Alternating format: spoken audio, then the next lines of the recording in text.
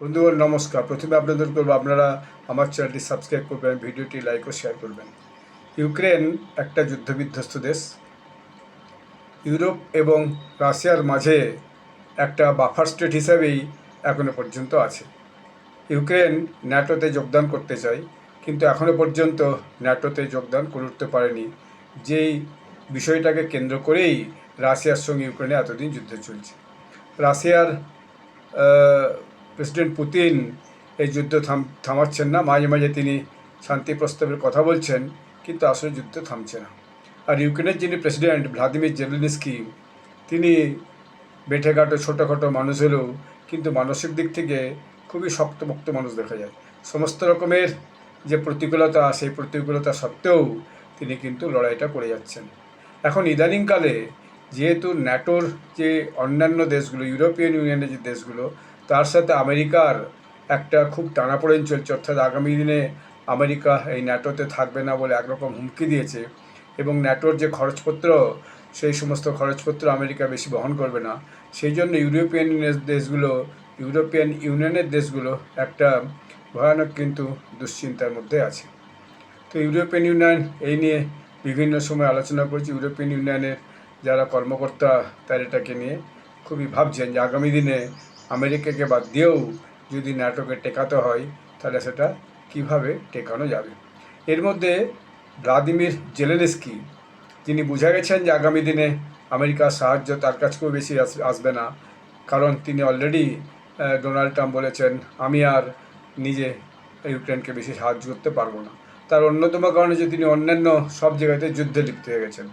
যাই হোক, ভেনেজুয়েলার সঙ্গে একটা ছোটোখাটো কূপ করেছেন যাকে বলা যায়। এরপরে তিনি এখন কিউবাকেও কূপ করতে চলেছেন বলা যায়। এর বাইরে তিনি তো ইরানের সঙ্গে ইসরায়েলের সহযোগিতা একটা ভয়ানক যুদ্ধ শুরু করে দিয়েছিলেন, এবং সেটাও প্রায় 45 দিনের কাছাকাছি হতে চলল। ফলে সেই যুদ্ধ থামার নাম নেই। সেই যুদ্ধ নিয়ে ভীষণ টানাপোড়েন চলছে। আজকে সম্ভবত ইসলামাবাদে ইরানের যে প্রতিনিধি দল, তাদের সাথে আমেরিকার প্রতিনিধি দলের একটা মিটিং হওয়ার কথা।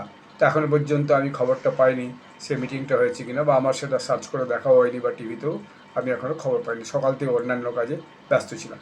তো যাই হোক, বিষয়টা যেটা বলতে ইউক্রেনের বিষয়, ইউক্রেনের ভ্লাদিমির যিনি জেলেনস্কি প্রেসিডেন্ট, তিনি বোঝা গেছেন যে আর ইউরোপ এবং আমেরিকার সাহায্য মূলত বেশি দিন পাওয়া যাবে না। এবং ইউরোপের যে দেশগুলো এখন আর্থিক সংকটে ভুগছে, বিশেষত স্ট্রেট অফ হরমুজ বন্ধ হওয়ার জন্যে ফ্রান্স, ইতালি, ইংল্যান্ড এবং আরও যে সমস্ত ছোটোখাটো দেশগুলো ভুগছে, তা সত্ত্বেও আরও যে অন্যান্য উন্নত দেশগুলো আছে, সেই দেশগুলোর সঙ্গে তিনি সম্পর্ক ক্রমশ বাড়িয়ে চলছেন। বিভিন্ন দেশের সঙ্গে দেখা করছেন, নেতাদের সঙ্গে, নেতাজিকে নিমন্ত্রণ জানাচ্ছেন, এবং সেখানে যে তাদের সঙ্গে বিভিন্ন রকমের চুক্তি করছেন। এরকম একটা চুক্তির অঙ্গ হিসাবে তিনি লিথুয়ানিয়ার প্রেসিডেন্ট গিতানাস নাউসেদার সঙ্গে একটা বৈঠক করেছেন। সেই বৈঠকে তিনি ড্রোন ডিল কাঠামোর আওতায় প্রতিরক্ষা উৎপাদনে সহযোগিতা করেও এগিয়ে নিয়ে যাওয়ার সুযোগগুলো নিয়ে বিস্তারিত আলোচনা করেছেন।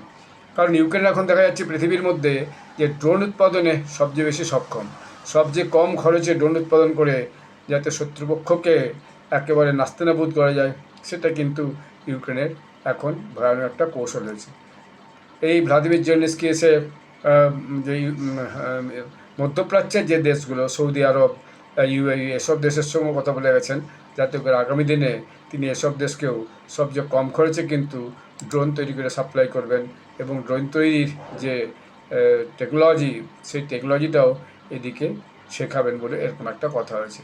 যাই হোক, এই যে অংশীদারিত্ব এই লিথুয়ানিয়ার সঙ্গে ইউক্রেনের, এটা আজকের দিনে খুবই গুরুত্বপূর্ণ।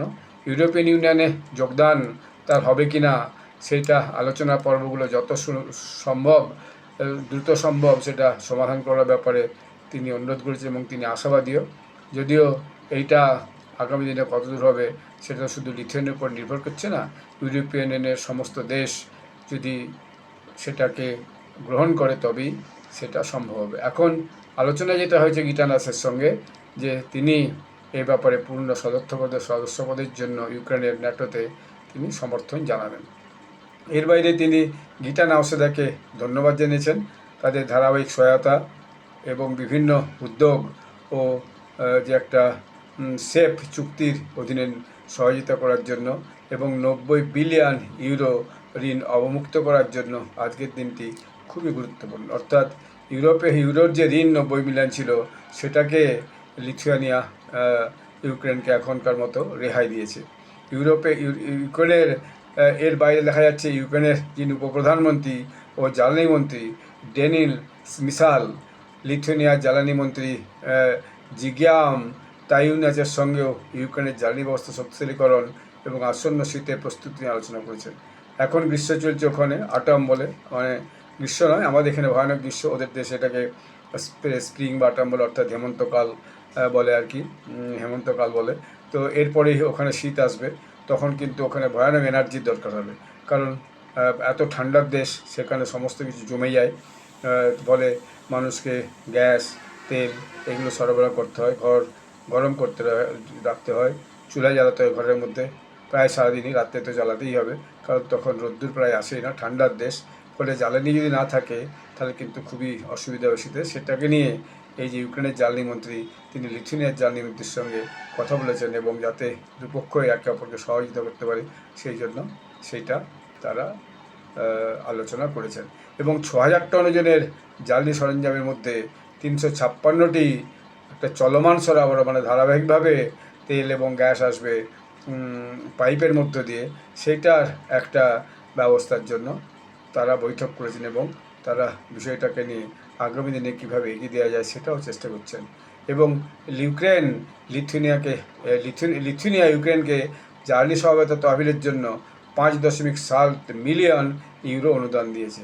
অর্থাৎ একটা বড় অঙ্কের টাকা ইউক্রেন এই এনার্জি সেক্টরের জন্য, এনার্জি সুনিশ্চিত করার জন্য 5.7 মিলিয়ন ইউরো পেয়েছে, লিথুয়ানিয়া তাকে দিয়েছে। এটা তাদের আগামী দিনে খুবই কাজে আসবে।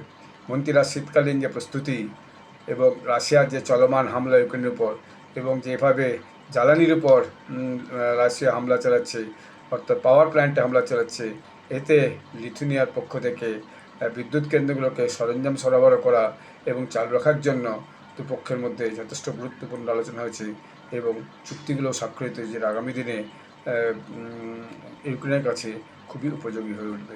ধন্যবাদ।